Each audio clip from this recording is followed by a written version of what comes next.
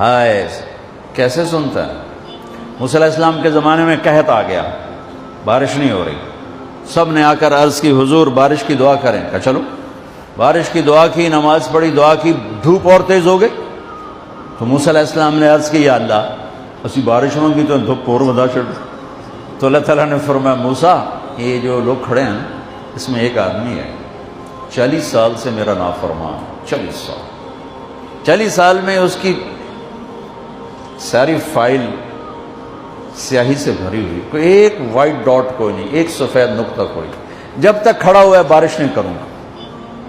وہ کتنا گناہ گار تھا جس کی دعا نے کلیم اللہ کی، جس کی گناہوں نے کلیم اللہ کی دعا کو روک دیا۔ خیال میں آ رہے میری بات؟ موسیٰ علیہ السلام نے اعلان کیا بھائی نکل جا میاں سارے دا بیڑا نہ بوڑ۔ تو اس نے ادھر دیکھا بھائی شاید کوئی میرے جا ہور بھی ہوئے، وہ کوئی بھی نہیں تھا۔ تو اب وہ کہنے لگا لو خرجت ففضحت نفسی، اب اگر میں نکلا تو میں تو ذلیل ہو جاؤں گا، ولو مکثت لمنع الناس المطر، اور اگر میں کھڑا رہا تو بارش نہیں ہوتی، ٹھیک ہوگی بات۔